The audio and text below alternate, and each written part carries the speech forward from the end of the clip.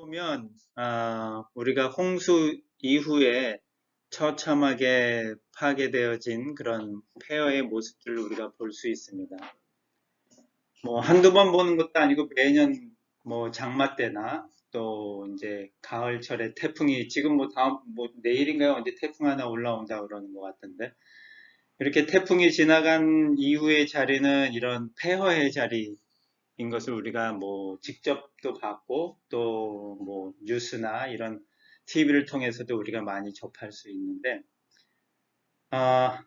우리가 뭐 직접 노아의 당시를 본 건 아니지만 노아의 당시에도 분명히 홍수가 있었는데 그 홍수는 우리가 일반적으로 볼 수 있는 홍수하고는 진짜 차원이 다른 홍수인 것 같아요.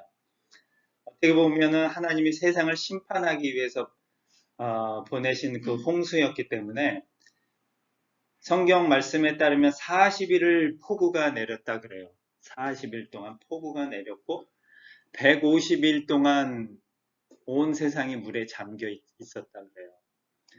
그러면은 그 정도면은 뭐 사실 뭐 웬만한 생물체들은 다 물고기 밥이 되고 뭐 진짜 남아있는 것도 없을 그런 상황이었을 것 같아요.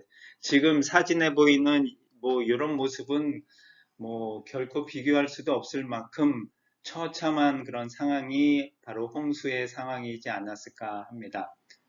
무엇보다도 지난번에 좀 살펴봤지만 방주 안에 있는 노아가 사실 행복한 시간을 갖고 있는 것은 아니거든요.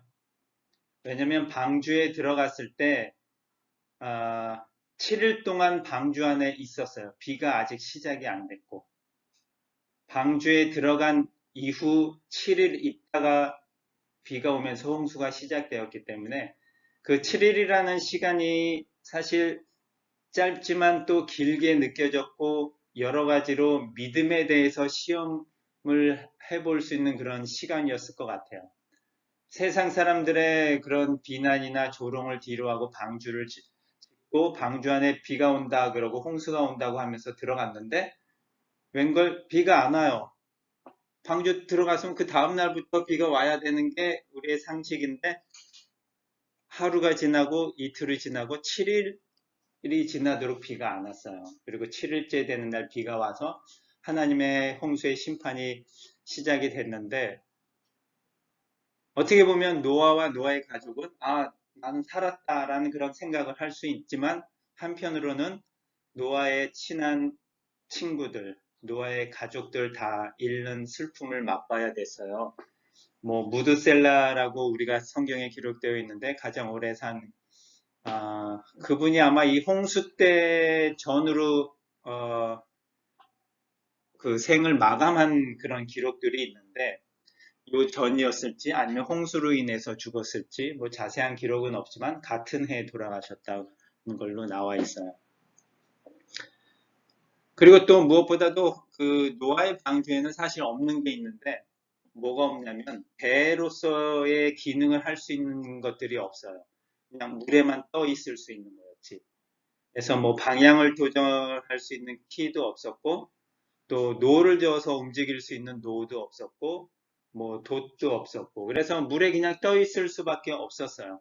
그래서 전폭적으로 노아는 하나님의 손에 의지할 수밖에 없는 상황이었거든요. 어디를 가든지 어떻게 어디로 보내시든지 그런 믿음 안에서만 살아갈 수밖에 없는 노아의 그런 상황이 방주 안에 있는 그런 모습입니다. 더군다나 그 안에 있는 동물들을 또 돌봐야 되는 상황이었고 그래서 방주 안에 있는 기간이 정확하게는 1년하고 17일을 있었어요.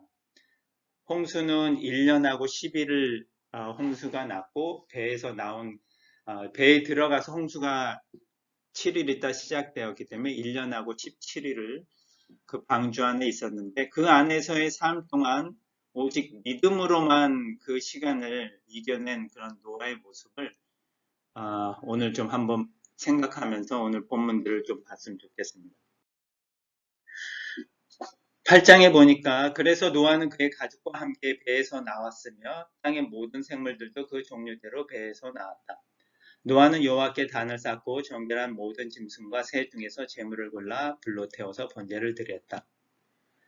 1년하고 17일 이후에 이제 드디어 하나님께서 배에서 나오라고 명령하셔서 배에서 나올 수 있었어요.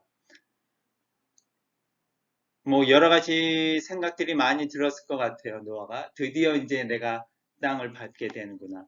사실 뭐 배를 한 1년 동안 사신 분들이 뭐 우리 가운데 있는지 없는지 모르겠지만 땅을 안 밟아본다는 것 자체가 엄청난 고통인 거거든요.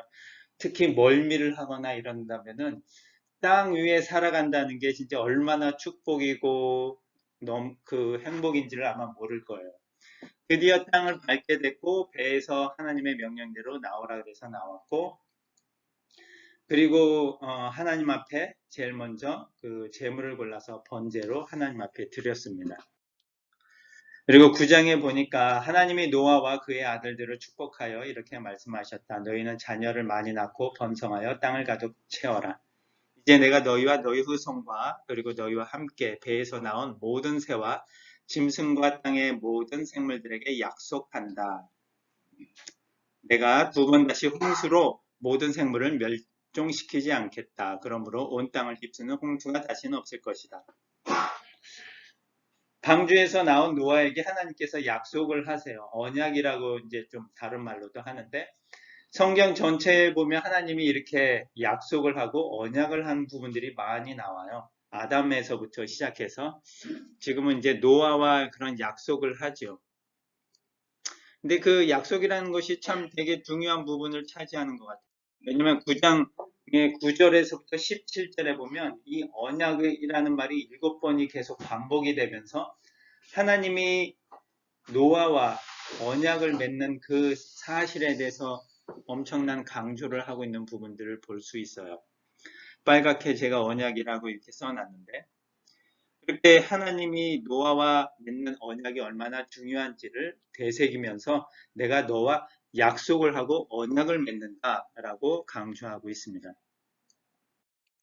그런데 그 언약은 어떤 언약이냐면 9장 11절에 내가 너희와 언약을 세울 것이니 다시는 홍수를 일으켜서 살과 피가 있는 모든 것들을 없애는 일이 없을 것이다 라는 언약입니다.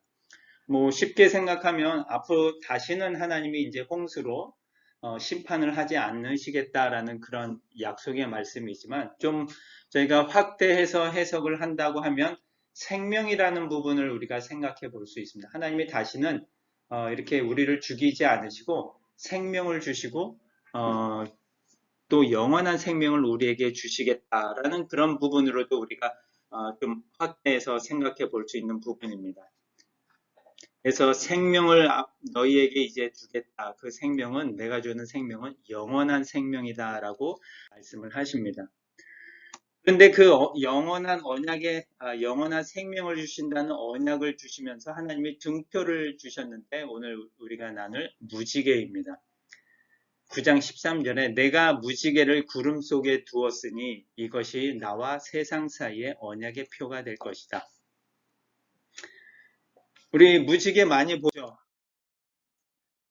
이 무지개는 그 모로코에 저희 지난번에 갔을 때 무지개가 보인 거예요. 그래서 사진을 찍었는데, 무지개를 보면 기분 좋죠? 기분 나쁜 사람 있나요? 네, 무지개 보면 기분이 좋습니다. 그러면서 뭐 노아에게 주신 그 증표로 주신 무지개를 우리가 생각해 볼 수도 있고요. 손바닥 안에도 이렇게 무지갯빛이 이렇게 보입니다. 이런 무지개가 사실 성경에 딱 두 군데에 나와요. 에스겔에 나오고요. 요한계시록에 나옵니다. 그런데 그 두 군데에 나오는데 그 무지개는 누구와 연관이 되어 있냐면, 오늘 에스겔 1장 28절에 보면 다 같이 한번 읽어볼까요? 그리고 그 주위에는 비 오는 날 구름 속에 무지개처럼 빛나는 광채가 있었는데 이것은 여호와께서 나타나신 것을 보여주는 영광의 광채였다. 나는 그것을 보고 엎드려 나에게 말씀하시는 분의 음성을 듣게 되었다. 하나님께서 나타나실 때 이 무지개가 보이는 거예요. 그 무지개가 노아에게 언약의 증표로 보여졌을 때는 하나님의 모습을 보여주고 하나님이 그 안에서 언약을 기억하겠다라는 그런 뜻인 거거든요. 무지개가 그냥 뭐 아름답게 보이는 빛의 뭐 그 스펙트럼이 아니고 그 안에서 하나님의 영광의 광채로 하나님을 기억하고 하나님을 바라라는 그런 모습이 있는 거거든요. 요한계시록에는 두 부분의 무지개가 나오고 있는데 4장 3절에 보면 앉으신 분의 모습은 벽옥과 홍옥 같고 보좌에는 비치 같은 모양의 무지개가 들러 있었습니다. 예수님 주위의 광채로 드러나는 그런 무지개를 말하는 거고요. 10장 1절에는 나는 또 힘센 다른 천사가 구름에 쌓여 하늘에서 내려오는 것을 보았습니다. 그의 머리 위에는 무지개가 있고 그의 얼굴은 해와 같았으며 발은 불기둥과 같았습니다. 요한복음 10장 1절에서는 뭐 힘센 다른 천사라고 기록이 되어 있지만 이 부분을 우리가 예수님이라고 해석을 많이 합니다. 왜냐하면 구름을 타고 하늘에서 내려오는 분은 예수님이시고 또 얼굴이 그렇게 해같이 밝으며 발이 불기둥 같은 분이 예수님밖에 없거든요. 다른 그 성경에 기록되어 있는 부분을 참고했을 때. 그래서 무지개를 봤을 때 무지개가 상징하는 의미는 바로 예수님이십니다. 그 예수 그리스도가 우리에게 생명을 주시고 영원한 생명을 주시기 위하여 오실 것이다. 노아의 당시에는 뭐 아직 오시지 않은 그 예수 그리스도지만 그 예수님을 바라보고 오실 예수님에 대한 믿음을 갖고 너희가 살아라. 내가 너희를 예수님을 통해서 예수를 통해서 영원한 생명을 주시겠다라는 그러한 아직 드러나지 않은 약속이 숨겨져 있는 거거든요. 그것을 노아를 통해서 구원을 어떻게 이루어 가시겠다라는 하나님의 계획들을 노아의 방주에서부터 하나님이 조금씩 보여주고 있는 부분입니다. 그래서 이 노아의 방주의 사건을 통해서 또 하나님이 보여주신 그 무지개를 통해서 우리가 기억해야 될 부분은 예수님, 목표를 향해 우리가 꾸준히 달려가고 우리의 그 믿음의 근원이 되시고 우리의 가지고 있는 그 믿음을 완전하게 하시는 예수님을 바라보라는 그런 메시지입니다. 우리가 가지고 있는 믿음은 사실 보잘것 없고 어떻게 보면 겨자씨만큼도 안 돼요.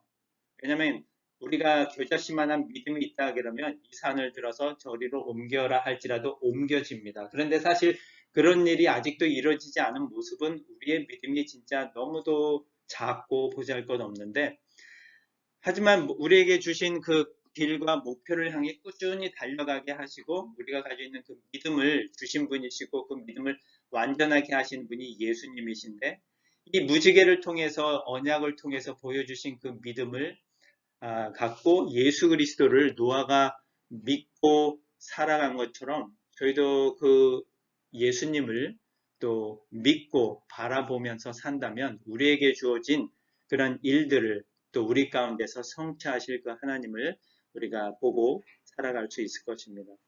이 아침에 주신 이 말씀 통해서 여러분 가지고 있는 그 믿음을 더욱더 완전케 하면서 예수님만 바라보며 살아가는 저와 여러분이 다 되었으면 좋겠습니다. 기도하겠습니다.